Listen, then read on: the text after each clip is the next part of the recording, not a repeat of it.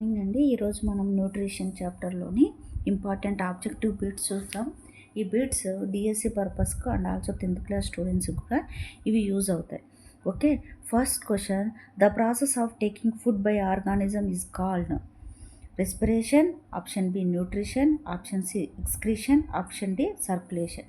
Taking food by organisms, ఆ food తీసుకున్నటువంటి వాటిని ఆ ప్రాసెస్ని మనం ఏమంటాము అంటే ఆప్షన్ బి న్యూట్రిషన్.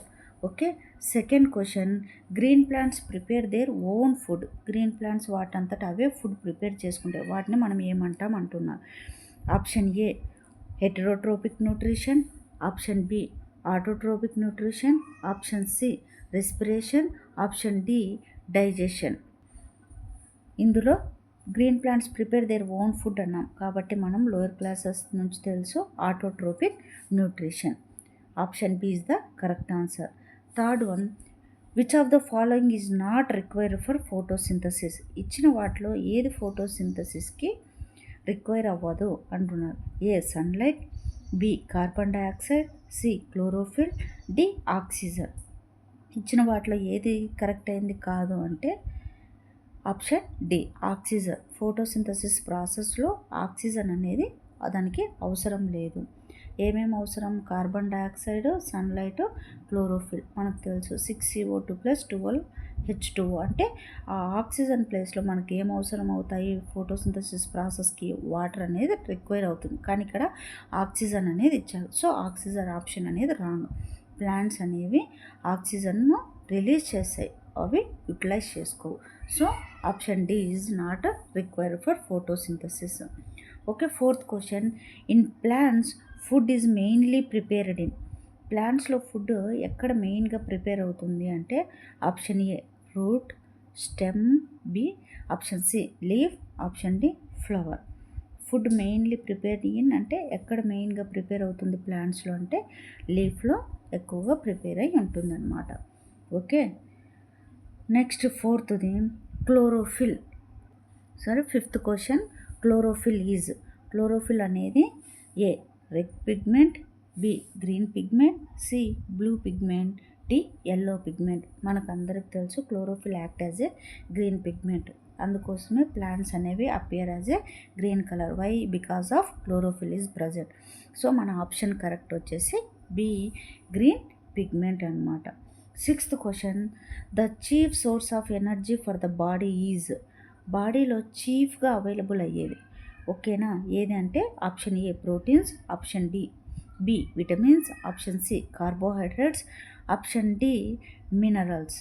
సో ఇక్కడ చీఫ్గా మనకు దొరికేటువంటి అంటే తొందరగా ఈజీగా డైజెషన్ అవ్వాలన్నా, తొందరగా ఎనర్జీ ఫామ్ అవ్వాలన్నా మనకు ఈజీగా సాల్యుబుల్ అయ్యేది ఏది అంటే కార్బోహైడ్రేట్స్ అనమాట. ప్రోటీన్స్, మినరల్స్, విటమిన్స్కి it's take long time, but carbohydrates మాత్రం ఈజీగా మన బాడీలో డిజాల్వ్ అయిపోతాయి అన్నమాట. సో కార్బోహైడ్రేట్స్ అంటే మనకు తెలుసు గ్లూకోజ్ మనకు ఇన్స్టాంట్ ఎనర్జీ అనేది ఇస్తుంది, కాబట్టి ఇక్కడ మన ఆప్షన్ సి కార్బోహైడ్రేట్స్ అనమాట.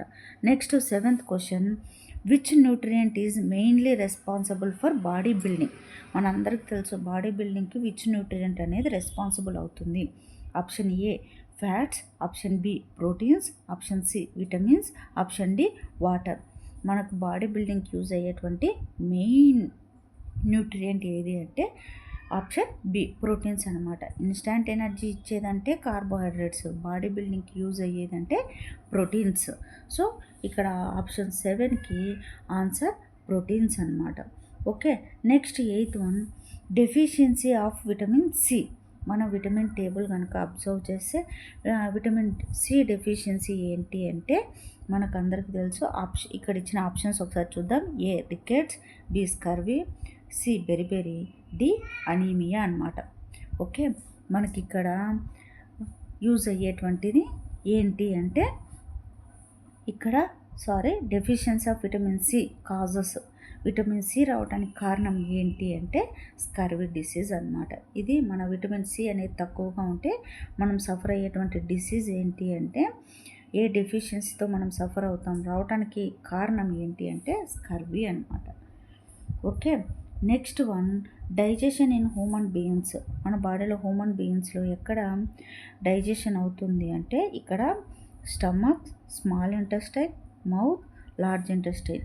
ఓకే, యాక్చువల్లీ ఇక్కడ ఏమని డైజెషన్ స్టార్ట్స్ ఇన్ అని వస్తే మనము ఇక్కడ డైజెషన్ ఆప్షన్ వచ్చేసి సి మౌత్ అని ఇచ్చినాడు. మామూలుగా మౌత్లో నుంచి స్టార్ట్ అయ్యి మనకు ఇంటెస్టైన్తో ఎండ్ అవుతుంది అనమాట.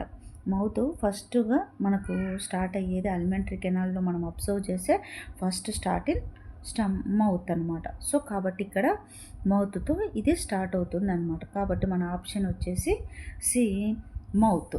ఓకేనా.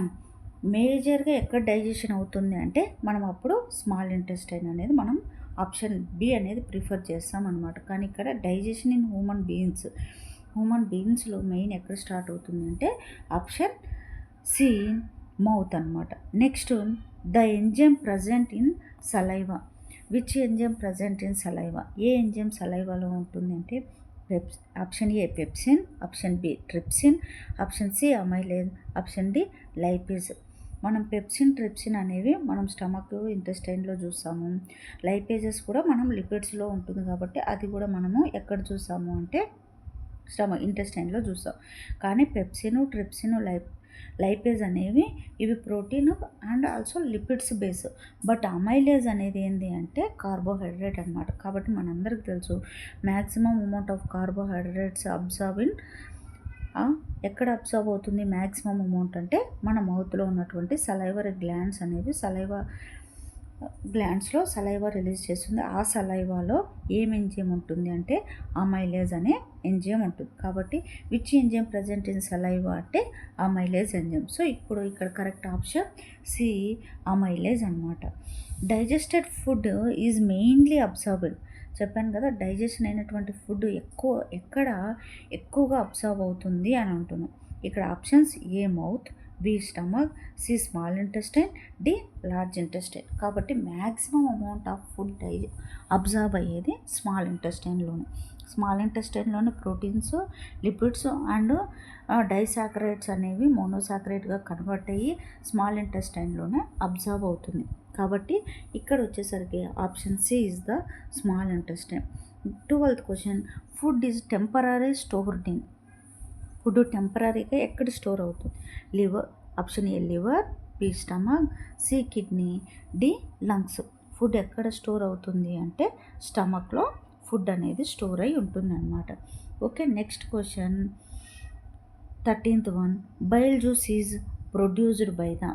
బైల్ జ్యూస్ అనేది ఎక్కడ ప్రొడ్యూస్ అవుతుంది అంటే option A stomach, option B liver, option C pancreas, option D small intestine. మనందరికీ తెలుసు bile juice produced in liver అనమాట. ఓకే, సో లివర్లో బైల్ జ్యూస్ అనేది ప్రొడ్యూస్ అవుతుంది అనమాట. ఓకే, కాబట్టి option B is the correct answer. Which substance help in digestion of fats. Fat digestion అవ్వటానికి ఏ substance use అవుతుంది? ఇక్కడ saliva, bile juice, blood, water. మనకు కానీ ఇంత ఈజీగా అయితే 10th క్లాస్ పర్పస్లో అయితే ఇస్తారు. మన డిఎస్సి పర్పస్లో కనుక మనం అబ్జర్వ్ చేస్తే ఇంకా కొంచెం ఆ బ్లడ్, వాటర్ అనేది తీసేసి ప్యాంక్రియాటిక్ జ్యూసు, ఇంటెస్టినల్ జ్యూస్ ఆ విధంగా మనకు ఆప్షన్స్ ఇస్తాడు. కాబట్టి మనం తెలుసు బైల్ జ్యూస్ అనేది ప్రొడ్యూస్ చేసేది లివర్. ఆ లివర్లో బైల్ జ్యూస్ ప్రొడ్యూస్ చేస్తుంది. ఈ బైల్ జ్యూస్ ఎందుకు యూజ్ అవుతుంది అంటే ఫ్యాట్స్ అనేవి ఫ్యాట్ డైజెషన్కి ఇది హెల్ప్ అవుతుంది అనమాట. Next 15th one, protective nutrients are. Which nutrients are protective? Option A carbohydrates, proteins, vitamins, fats. మనం బాగా ప్రొటెక్ట్ చేసేటువంటి న్యూట్రియంట్స్ ఏది అంటే ఇవి కార్బోహైడ్రేట్స్, ప్రోటీన్స్, ఫ్యాట్స్ ప్రొటెక్ట్ చేయవు. అంటే ఆ 3 ప్రొటెక్ట్ చేయవంటే మనల్ని ప్రొటెక్ట్ చేసేవి vitamins. So option C is the correct answer.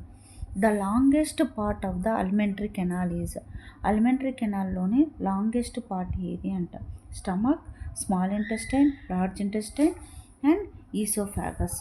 మన బాడీలో longest part of the alimentary canal ఏది అంటే stomach, small intestine, large intestine, oesophagus. ఇందులో లాంగెస్ట్ పార్ట్ ఏదంటే మనందరికి తెలుసు స్మాల్ ఇంటెస్టైన్ అనమాట. ఎందుకంటే it is folded like structure ఉంటుంది. స్టమక్ మనం చూసే స్మాల్గా ఉంటుంది, లార్జ్ ఇంటెస్టైన్ కూడా తక్కువే ఉంటుంది, ఈసోఫాగస్ కూడా స్మాల్గా ఉంటుంది. కాబట్టి వీటన్నిటిలో మనకు ఉన్నటువంటి ఆప్షన్ ఏది అంటే స్మాల్ ఇంటెస్టైన్. ఎందుకు స్మాల్ ఇంటెస్టైన్ అనేది లాంగెస్ట్ అనమాట. ఓకే, మన అలిమెంటరీ కెనాల్లోనే లాంగెస్ట్ పార్ట్ అనమాట. Okay, next 17th one, removal of undigested food from the body is called. Removal of undigested ఫుడ్ను రిమూవ్ చేసే అన్డైజెస్టెడ్ ఫుడ్ని రిమూవ్ చేసేటువంటిది ఏది అంటున్నాం, దాన్ని ఏమంటున్నాము అంటున్నాం మన బాడీలో నుంచి. Okay, respiration, egestion, digestion, circulation. Food digestion అయితే దాన్ని డైజెషన్ అంటాం. Respiration used for breathing purpose. Circulation అంటే బ్లడ్ ట్రాన్స్పోర్టేషన్. కాబట్టి డైజెషన్ కాదు, సర్క్యులేషన్ కాదు, రెస్పిరేషన్ కాదు అంటే ఆటోమేటిక్గా undigested food from the body is called అన్నాం. రిమూవల్ ఆఫ్ అంటే మనం తెలుసు దాన్ని ఎజెషన్ అంటాం. Next 18th question, the instant source of energy in the body is called. Instant energy మనకు ప్రొడ్యూస్ చేసేది ఏది అంటే ఆల్రెడీ చెప్పాను, కార్బోహైడ్రేట్స్లో కూడా మెయిన్గా ఏది ప్రొడ్యూస్ చేస్తుంది అంటే ఇక్కడ ఇచ్చినటువంటి options A glucose, B protein, C vitamin, D water. మనకి ఇన్స్టాంట్ ఎనర్జీ ఇచ్చేది గ్లూకోజ్ అనమాట. So option A is the correct answer. Water helps in, water ఎందుకు యూజ్ అవుతుంది అంటే ఇక్కడ options A regulation of body temperature, transport of substances, digestion, all the above. So మనకి ఇక్కడ చూస్తే బాడీ టెంపరేచర్ని మెయింటైన్ చేస్తుంది, సబ్స్టాన్స్ని ట్రాన్స్పోర్ట్ చేయడానికి యూజ్ అవుతుంది, డైజెషన్ పర్పస్ కూడా హెల్ప్ అవుతుంది. So option D, all the above.